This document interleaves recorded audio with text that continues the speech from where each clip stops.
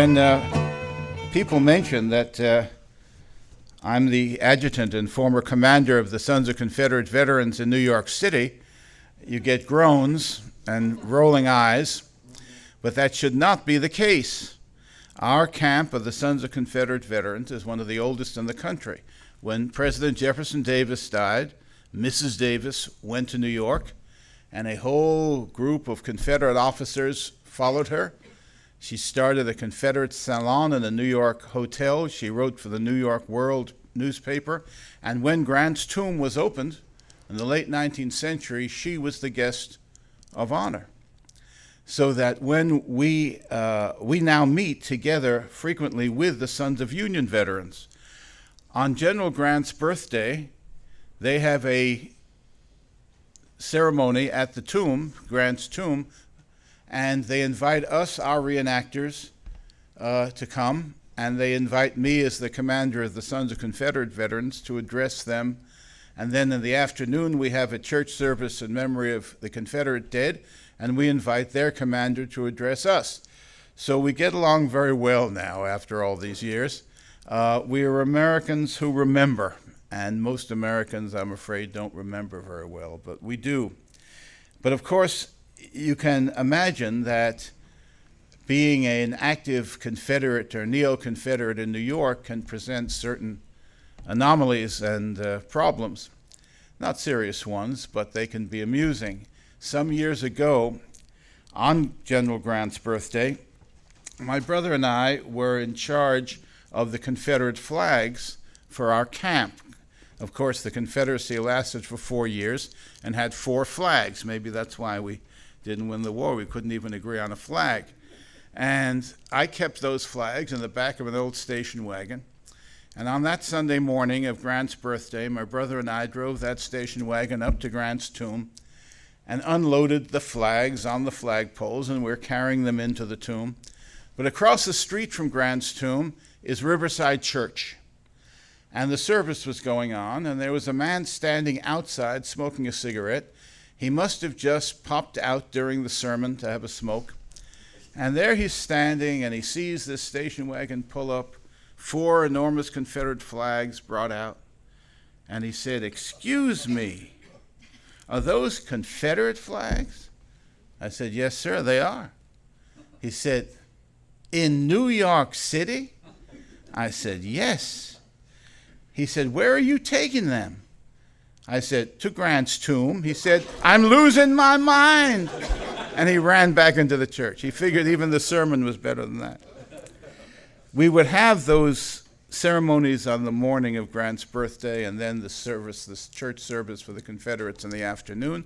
And then we'd all go off to my mother's apartment, which was on the Upper East Side of Manhattan.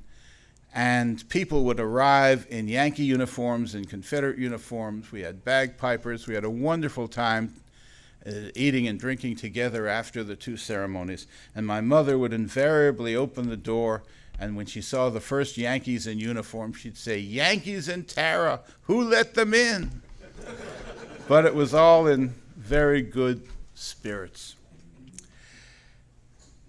The history of the Jews in the South is a very interesting one, and much more widespread and important than most people imagine. People imagine the Old South as a kind of monolithic white Protestant enterprise. It was not. As you know, it was a multicultural business with people of all kinds of ethnicities and religious groups participating. Jewish history began in the South in 1621. A man named Elias Lugardo arrived on a ship called the Abigail in Virginia. That was the beginning.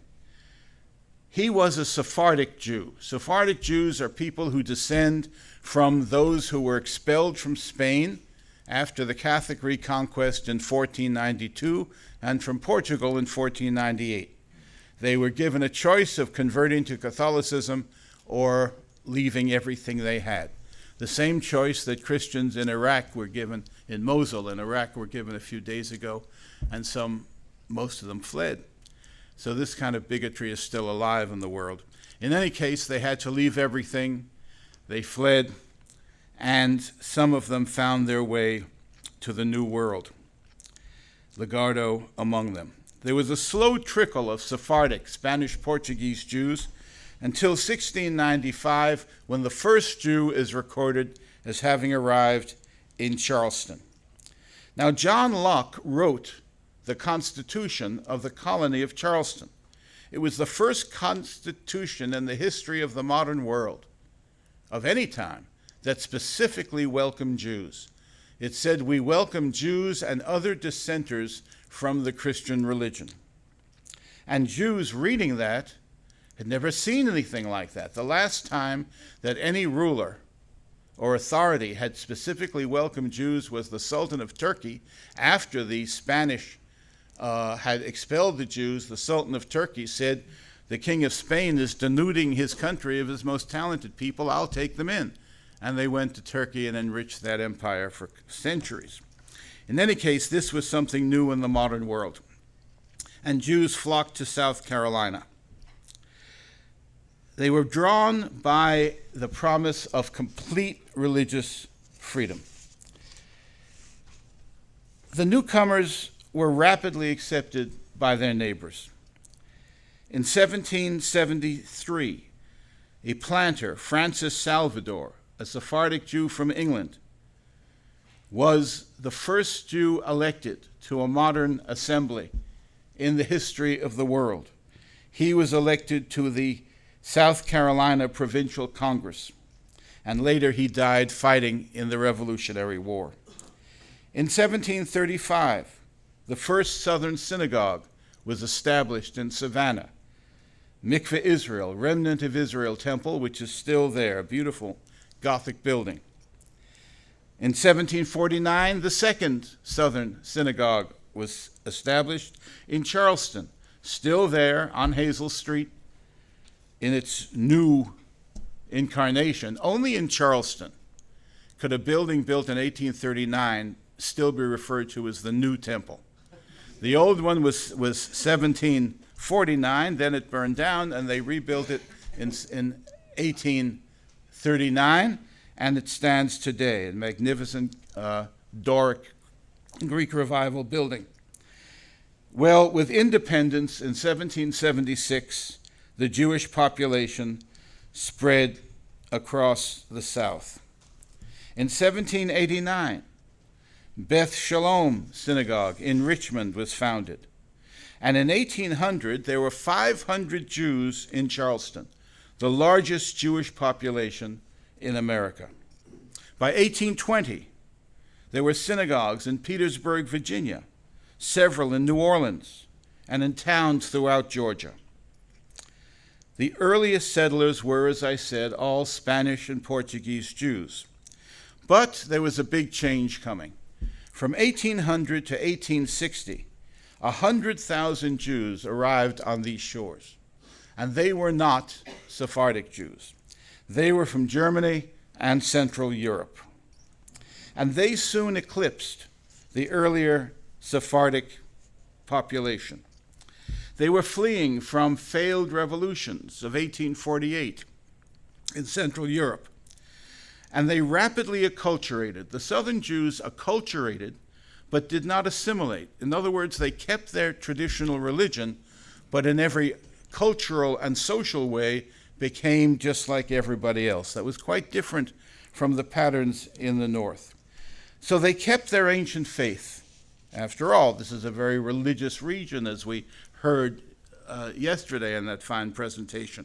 But the Jews, in their acculturation process, developed an entirely new form of Judaism.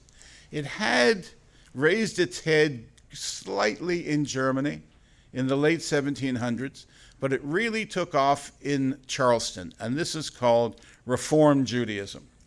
During a meeting of the congregation Beth Elohim on Hazel Street in Charleston in 1824, an ancestor of mine, Isaac Harvey, who was a teacher, grade school teacher, stood up and said, "Look, we don't speak Hebrew.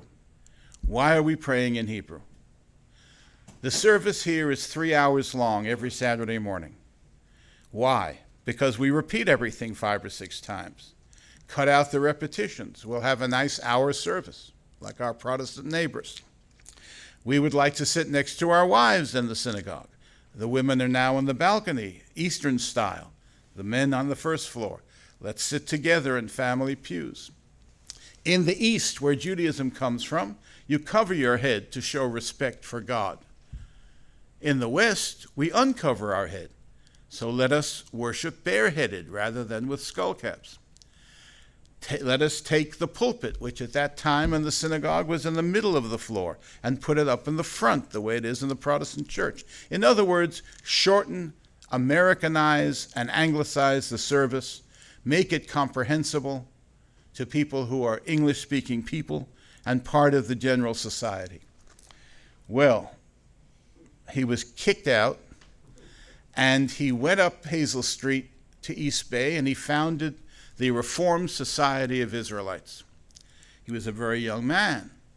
That was in 1824. But in 1839, when one of the periodic fires swept through Charleston, devouring the old temple, he and his friends were now almost middle-aged, had enough money to build the new temple. So they are the ones who built the new temple, and they put an organ in. Now, traditional Orthodox Judaism will not use instrumental music on the Sabbath, levity. You can't have that. But Reform Judaism, which is what they were developing, does have an organ and a choir. So when they put that organ in, and the choir, and the English service, and shortened it, and Americanized the whole thing, the Orthodox contingent left, and the Reform Jews took over the Hazel Street Synagogue and came to dominate gradually Judaism all over the country. It was a phenomenon of the German wave of immigration. So the first Jews that came here were Spanish and Portuguese, and they were Orthodox. The second wave in the 1840s and 50s were German, and they were Reform. And then the next wave wasn't to come until the 1880s with Russians and Poles. And they were Orthodox again, but that brings us far beyond the story that I'm telling here. So Reform Judaism began to spread and spread, and the Jews became more and more prominent in Charleston, especially in Charleston and in New Orleans.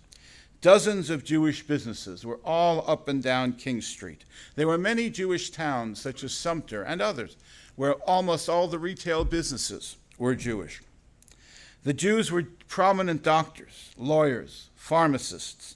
Some were planters, but mostly were entrepreneurs, business people, shopkeepers, and a few were leading politicians. They were represented in every aspect and area of society. There were Jewish mayors in a number of southern towns, only in southern towns, not in the north. Dr. Mordecai de Leon was the mayor of Columbia, South Carolina. The mayor of Beaufort, South Carolina was Jewish before the Revolution, and today is also Jewish. Not the same man. The mayor of Richmond, Virginia was Jewish. The mayor of Galveston, Texas, Jewish. There were 3 Jewish congressmen from the South. Now, the vast majority of Jews lived in the North. There were 3 northern Jewish congressmen and 3 southern. But given the very small Jewish population in the South, the fact that 3 congressmen were elected indicates how much more involved they were in the general populace and how much more accepted they were than they were in the North. And we'll talk in a minute about why that was so. There were 2 very important Jewish senators in the Old South. David Yulee, senator from Florida, called the father of Florida statehood, and of course, Judah P. Benjamin, who was to become the greatest of the Jewish Confederates. He was the senator from the state of Louisiana. We'll talk much more about him in a minute. Edwin Warren Moise, Speaker of the Louisiana House, later became a Confederate cavalry officer. Henry Hyams, he was the largest landowner in Louisiana, and he became the lieutenant governor of Louisiana. Many important businessmen were Jewish. Raphael Moses was a 5th-generation Sephardic Jew whose ancestors had come from England. He kept a thriving plantation in Georgia with 47 slaves and introduced the peach industry to the state of Georgia. So he's responsible for that. There were prominent Jews moving west together with the nation in settlements in Alabama and Mississippi, in Tennessee, in Texas, in Arkansas. Many of them were originally from South Carolina. In all, in 1860, there were 25,000 Jews spread across the South. The Old South was very hospitable as a home for Jews. There was much less prejudice there than in the North. Why? Why were they welcome? I think there are a number of reasons. And if I were to think more about it, I suppose we could come up with more. But these occur to me. Number one, as we were told yesterday, the South's denominations of Protestantism were traditional and conservative, but socially much more open than in the North, where you find the Yankee Puritans, bigoted, narrow-minded, our way or the highway attitudes. The South, with its acceptance of the sinful nature of man, accepted that everybody wasn't going to be right on everything, that we and our neighbors are going to differ on a great many things, and who really knows which of us has a monopoly on truth, if anybody. So there was a tremendous tolerance, a very interesting combination of traditional theological orthodoxy with openness to dissent. The South was dominated not by Puritans, but by socially progressive and tolerant branches of Protestantism, not theologically progressive, but socially progressive. Episcopalians, Presbyterians, Baptists. They weren't Puritan Yankee New Englanders. The Old Testament stress in the Presbyterian Church made the Presbyterians very welcoming of Jews. On the other hand, in the Episcopal Church, where there wasn't that kind of Old Testament stress, you had a cultural connection to Jews. Upper middle class people, educated people, the same values of art and literature and education. So you have the Old Testament stress which made the Baptists very open to them and the Presbyterians, and the cultural similarities which made the Episcopalians open to the Jews. And of course, the Baptists had been so busy being persecuted themselves, they never had any time to persecute Jews or anybody else. So there were tremendous similarities along different lines with the new Jewish immigrants. The Jews also were not suspect like Catholics. Why were Catholics suspect? Because they were thought to have a foreign potentate, a pope somewhere telling them what to do. The Jews were religiously completely disorganized. Judaism is a congregational system. There is no pope. There's hardly a national organization. Today you have something of conservative, Orthodox, and Reform national organizations. But still, individual rabbis are pretty independent. But in those days, there were no national organizations. So the Jews were totally unthreatening.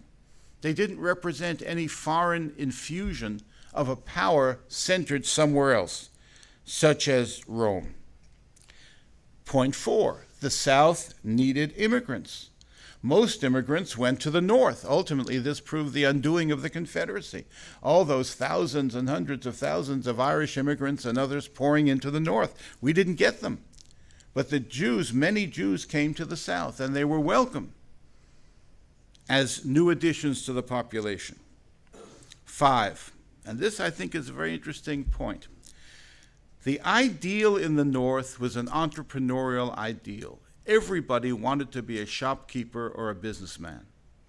The ideal in the South was an agrarian ideal.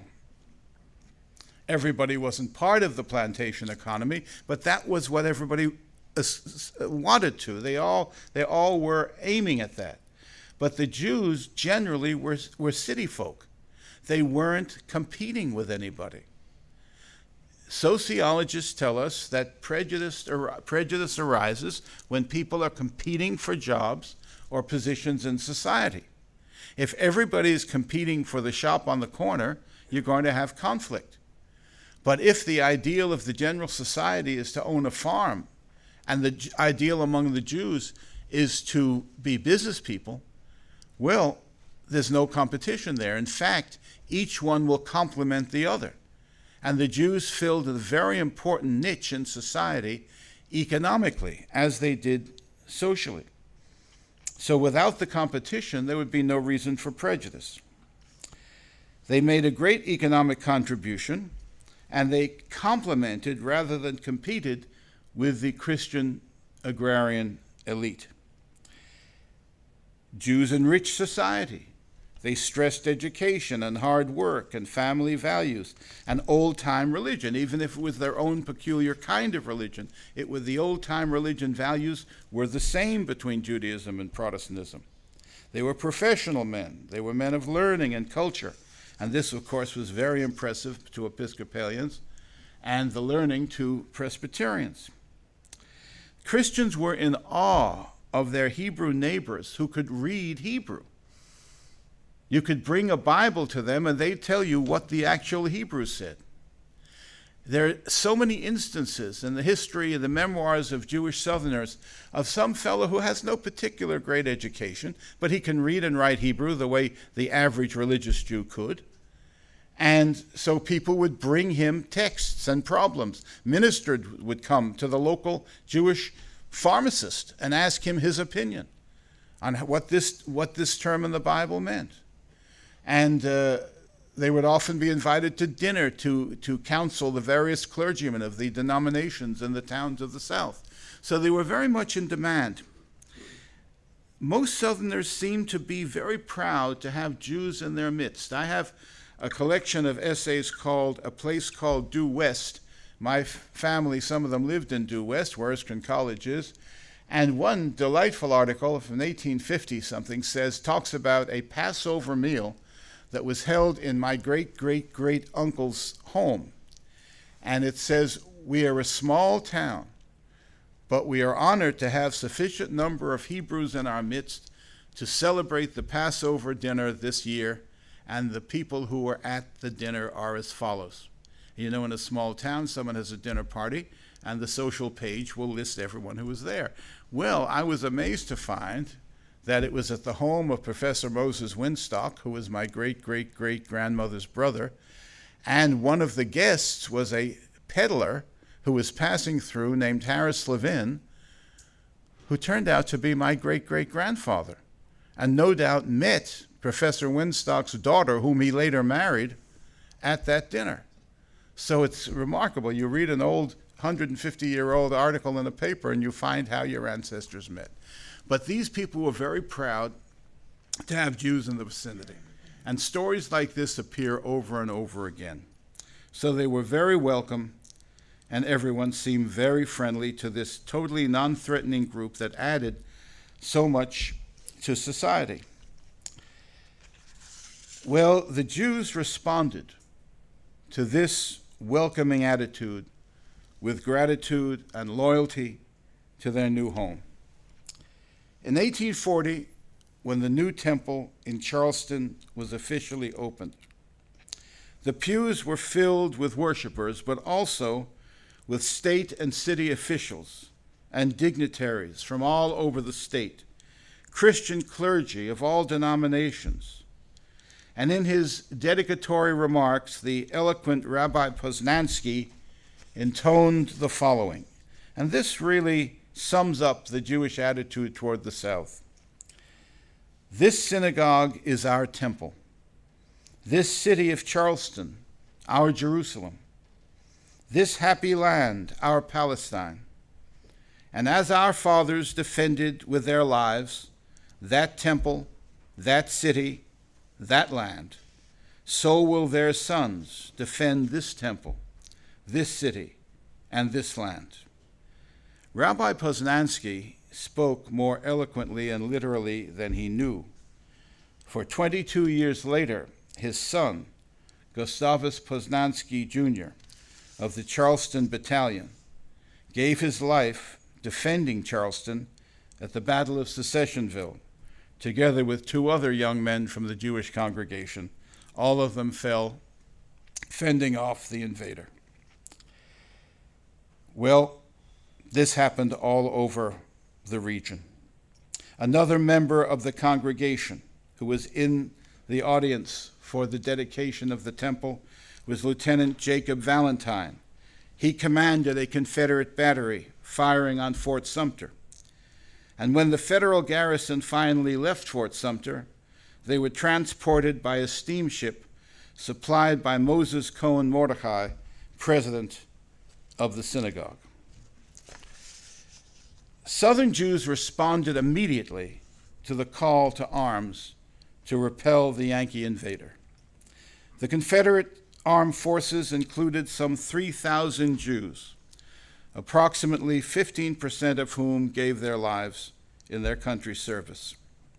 They fought for their homes and their liberty, like patriots of the first American Revolution, in defense of life, liberty, and property, impelled by a deep sense of duty and honor to defend the land that had welcomed them as had no other. According to Julius Uretsky, the first sergeant of Company A, 3rd Alabama, quote, "The war was fought for the principle of states' rights. We were thoroughly imbued with the idea. We fought in defense of our homes, which were being ruthlessly invaded," unquote. Few of the Jewish combatants owned slaves, but all seemed to share a profound, semi-religious devotion to the idea of Southern civilization. South Carolina was a New Jerusalem for my great-great-great-aunt, Penina Moise, known as the blind poetess of the Confederacy. She wrote many hymns for Temple Beth Elohim on Hazel Street, but she also wrote some moving Confederate poetry. And she was a very religious woman, and she always mixed Old Testament imagery with Southern motifs.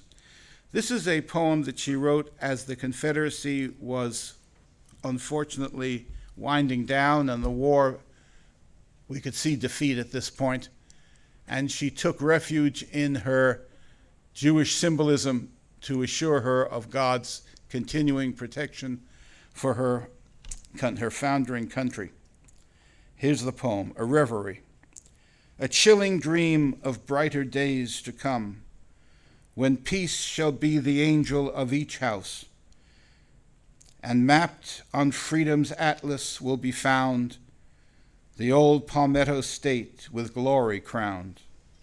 As with the prophet's dream in ages past, coming events may now their shadows cast, the blessed design of providence to show, which sendeth balm for every chastening blow.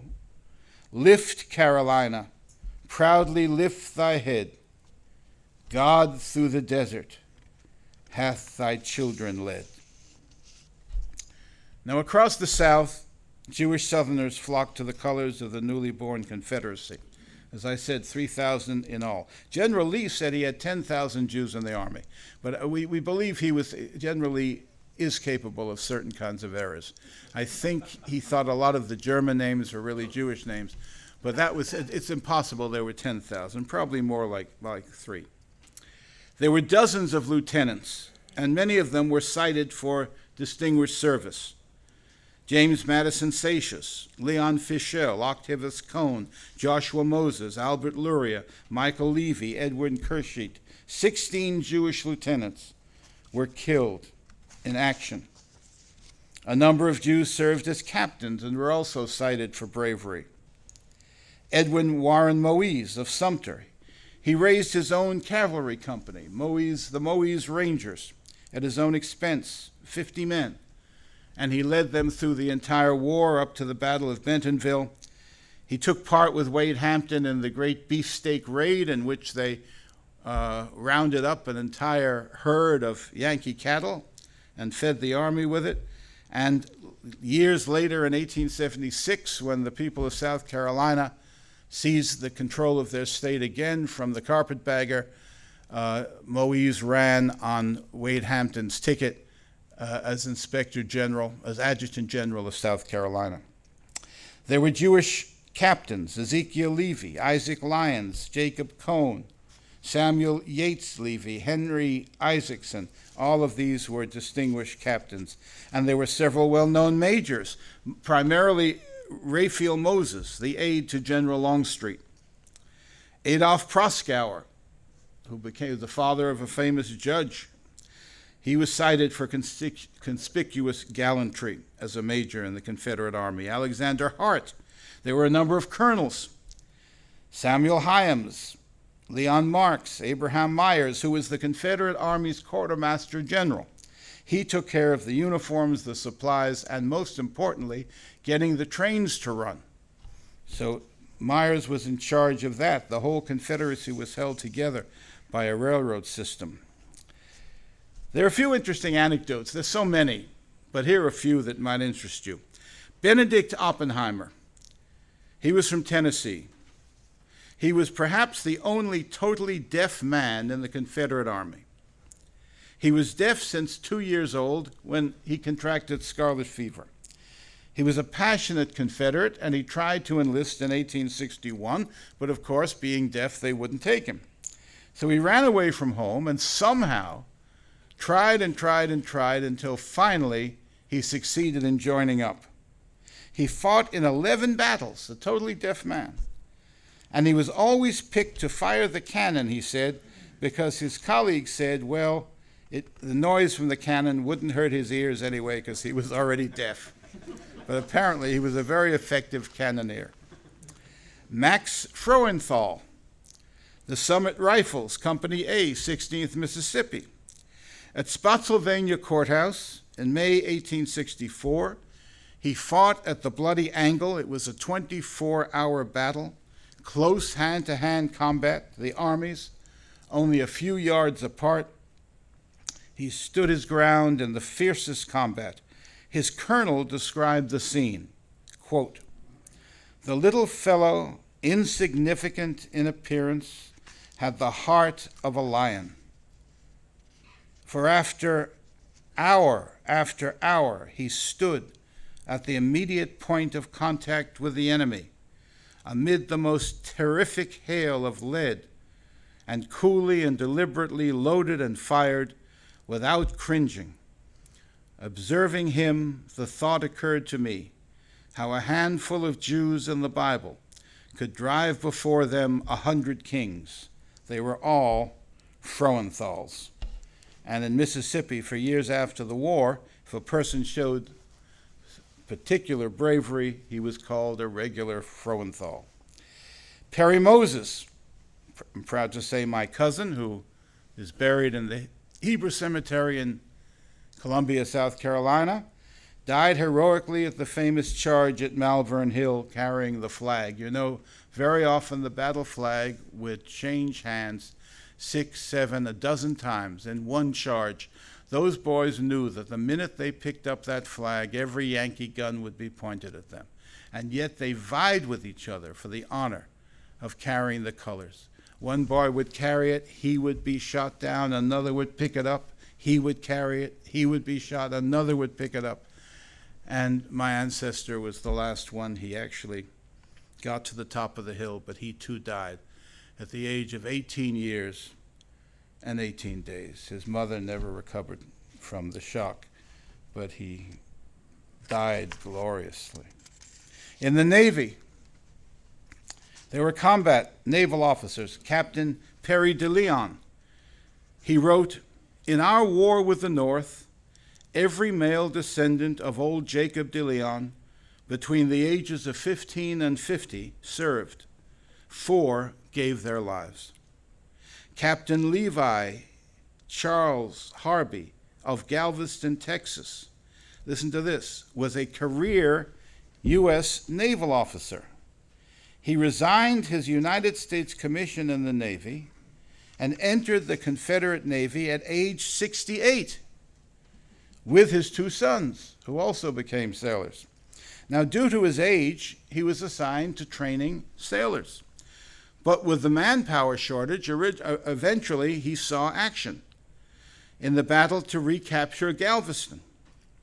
At age 70, he commanded a gunboat at the action in Galveston.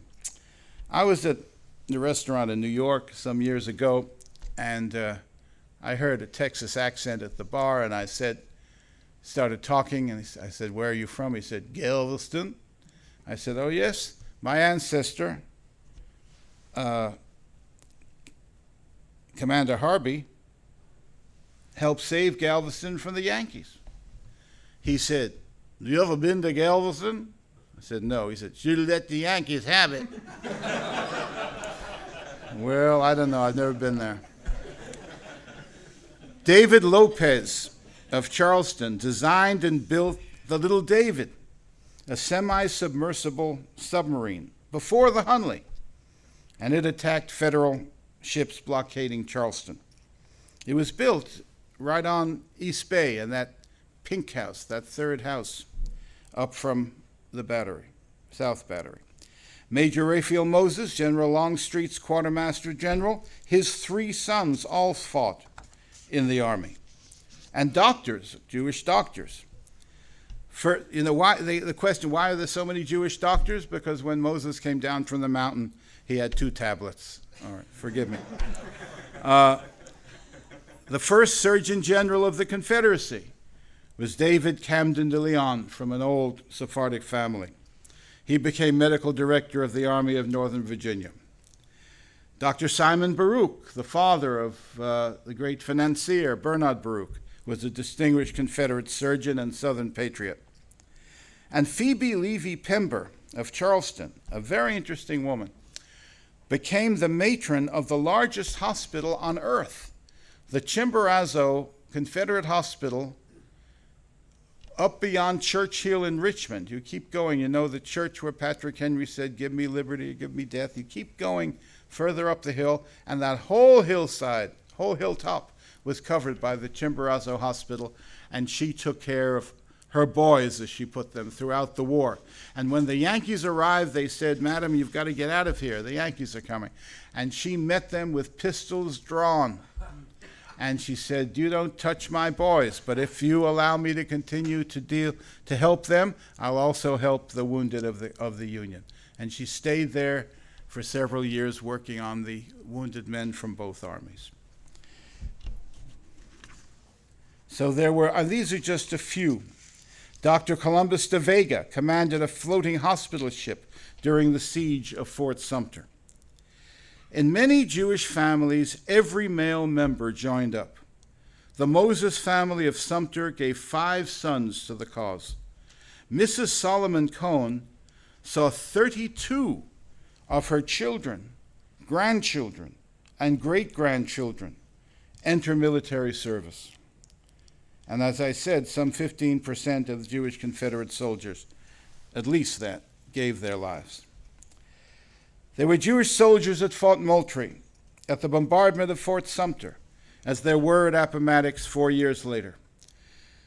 They fought on battlefields across the South and in Pennsylvania and Maryland. My own great-great-grandfather fought at Drury's Bluff and in the 7-day battles in defense of Richmond.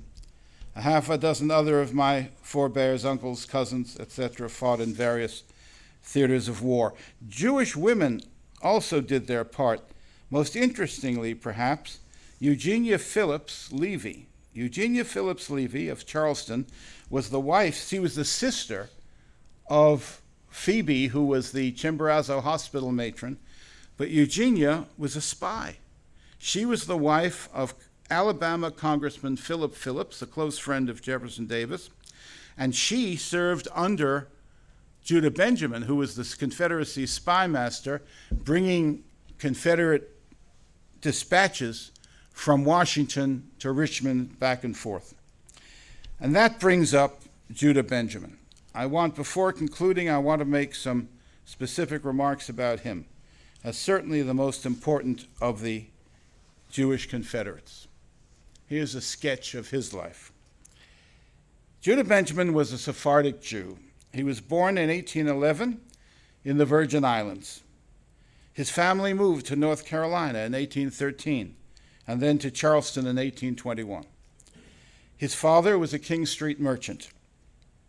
He was a member of Beth Elohim, the Reformed Society of Israelites, and he was confirmed there when he was 15 years old. He was educated in a private school in St. Michael's Alley and then attended Yale University from the ages of 14 to 17, precocious. He moved to New Orleans in 1828. He learned French and Spanish. He studied law. He was admitted to the bar in 1832, and he rose quickly as a brilliant courtroom lawyer. He was admitted to the practice of law before the Supreme Court, and he had a meteoric political rise. In 1842, he was elected to the Louisiana House of Representatives. In 1852, he rewrote the state constitution. In the same year, he was elected to the Louisiana State Senate, and then to the United States Senate. And he served from 1853 to 1861. But in 1853, he was also nominated by President Millard Fillmore for a seat on the Supreme Court, but he turned it down. He preferred the hurly-burly of the legislative branch. He was an outspoken defender of states' rights in the Senate.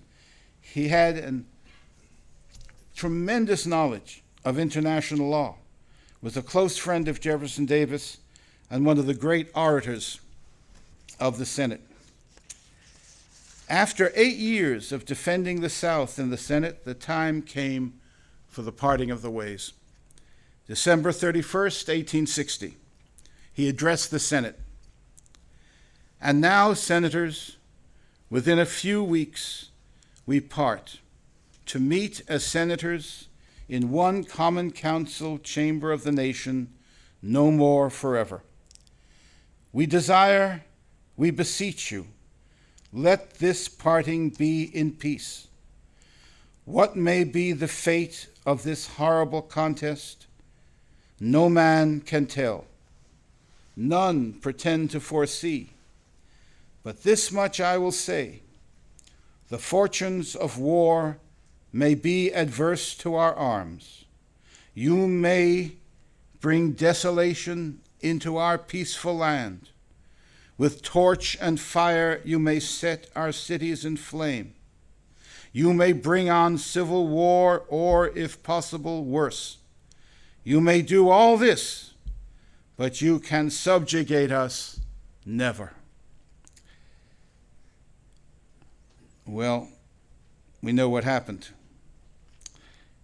He was a brilliant orator and defender of his people and his region, but he was no fanatic, and he could always appreciate his enemies.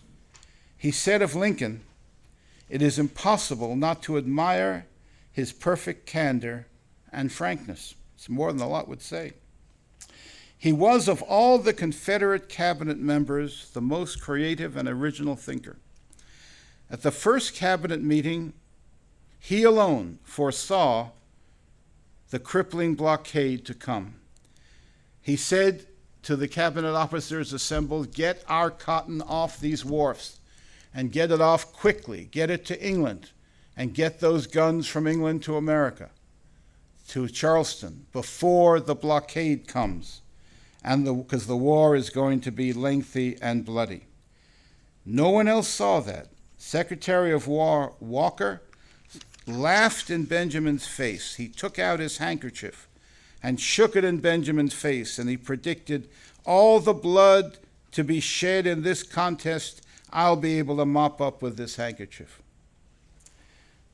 President Davis said Benjamin was, quote, "the ablest and most faithful member of my cabinet," unquote. He certainly had the most foresight.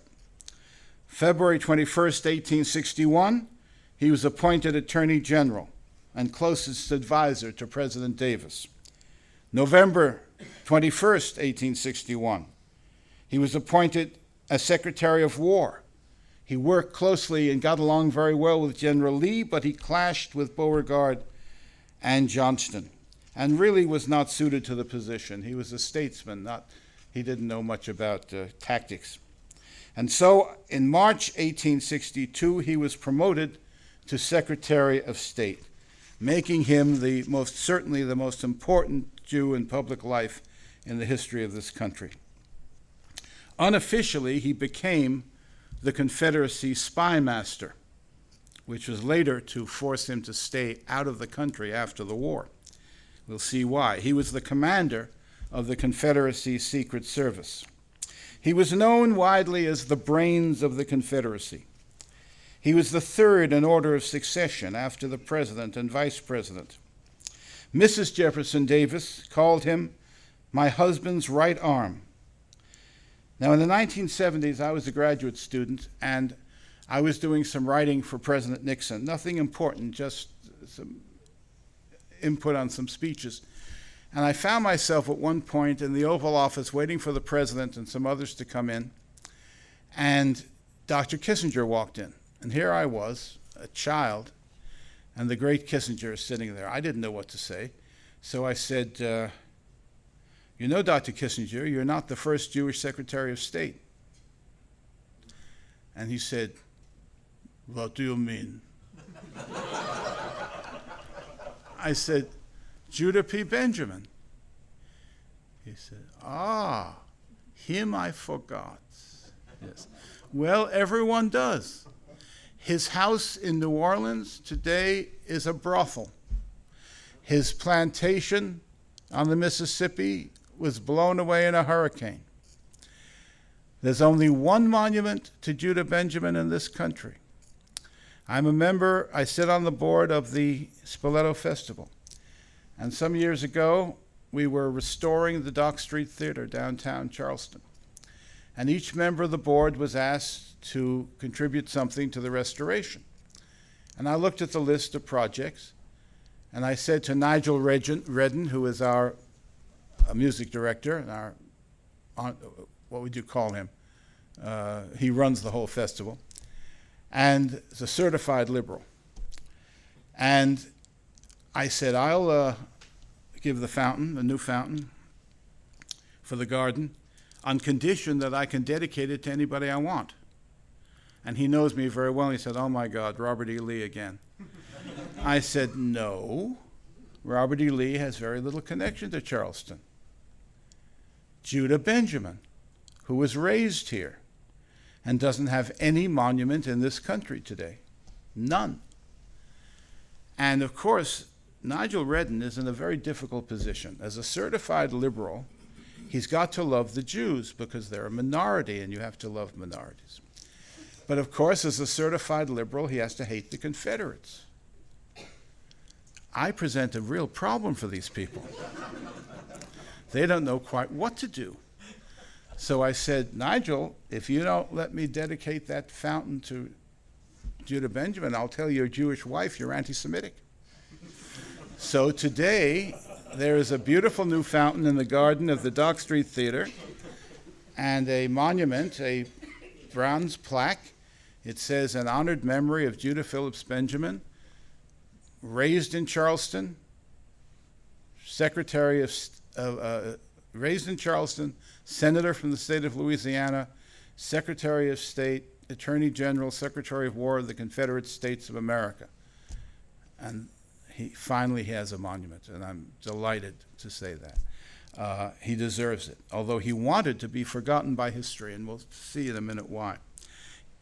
All right.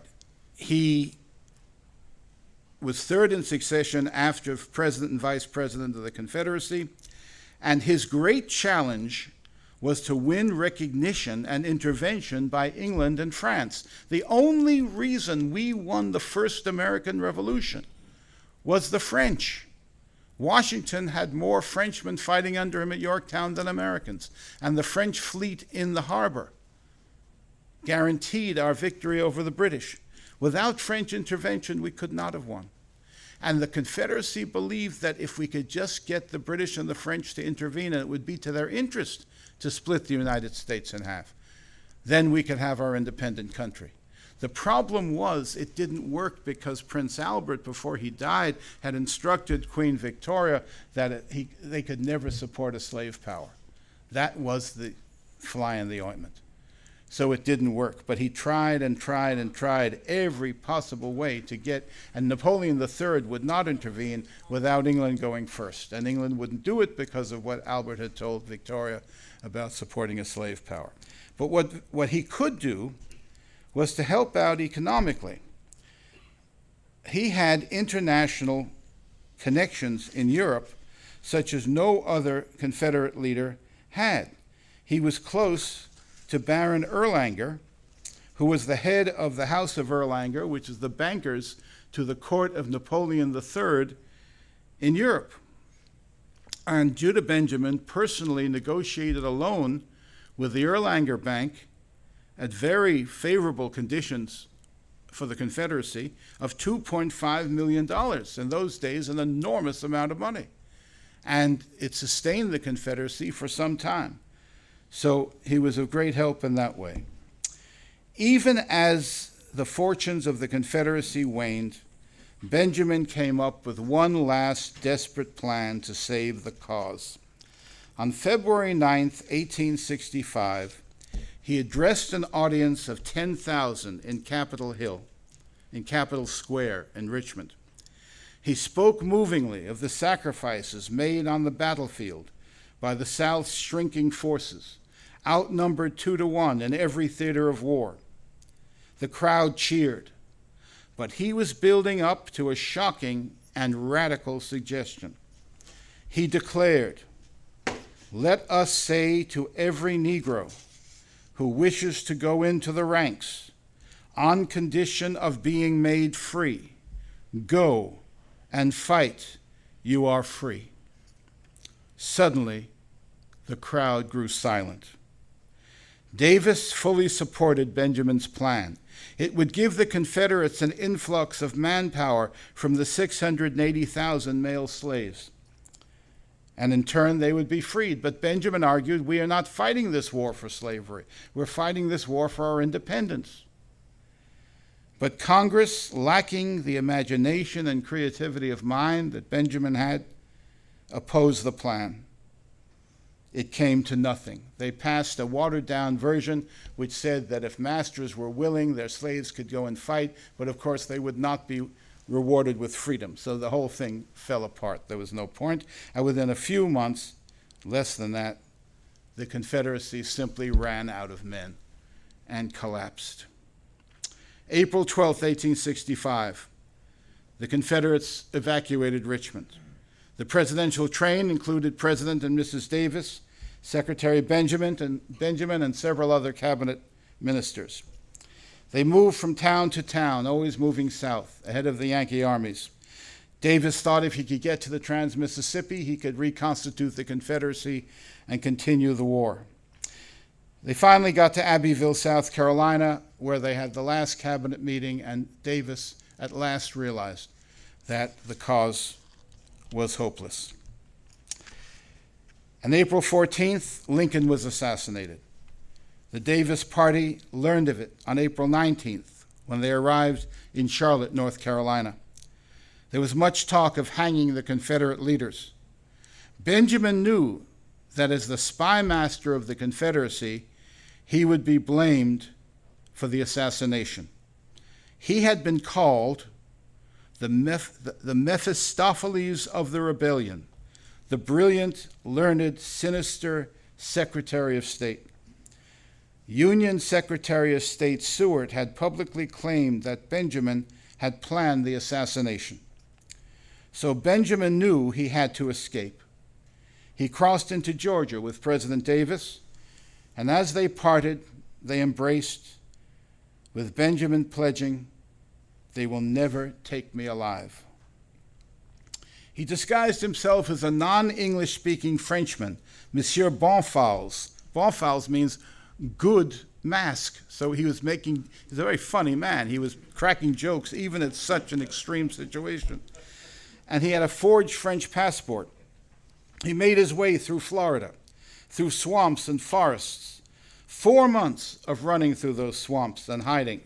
There's one episode, he said, in which he came to a clearing in the swamp, and there was a parrot, and the parrot was saying, "Hurrah for Jeff, hurrah for Jeff." He assumed that meant Jefferson Davis, and the parrot was owned by a loyal Confederate who had taught him that. So he said, "I began to pelt the parrot with little pebbles so it would hop home and take me to its owner." And it did. It went through the swamp and suddenly a great southern mansion appeared. I knocked on the door, covered with mud, he said, and vines, and he said, "I'm your Secretary of State. Will you hide me?" And the man, of course, did. And he took ship from Florida. The ship sank. He boarded another ship. He finally reached Cuba. He sailed for England through heavy storms, finally arriving tattered and penniless, but he had many friends and connections in England. There, and of course, he had his own remarkable talents. At the age of 58, he was admitted to the British bar and rose steadily to the exalted rank of Queen's Counsel. He became a leader of the British bar, an internationally famous advocate. When President Davis was cruelly imprisoned and publicly maligned, Benjamin wrote a long letter in Davis's defense to the London Times. "I know Jefferson Davis better than any other living man. Never in private conversation or in cabinet council have I ever heard him utter one unworthy thought or ungenerous sentiment." In 1868, Benjamin and Davis were reunited in London and Paris. They collaborated on the president's memoirs. Benjamin never returned home. He always said, "If I do, they'll hang me." But he never took British citizenship and remained a loyal Southerner until his death in 1880. He's buried in Père Lachaise Cemetery in Paris, where I made the holy pilgrimage some years ago to put flowers on the grave. On January 3rd, 1892, the Charleston Sunday News published a tribute to the many Jews who gave their lives in the struggle for Southern independence and who lie buried in the ancient Jewish burial ground on Cumming Street in Charleston and in cemeteries across the South. Their names appear on obelisks and monuments throughout the state and the region. The article concluded, quote, "What they had, they gave freely to the state, and on many a bloody field did they prove the high quality of their courage. They followed the flag with supreme loyalty to victory and defeat. And when the history of South Carolina's part in the great struggle is written, and the books are finally posted, we are sure that the Hebrew soldiers of the state who wore the gray will have their full meed of praise."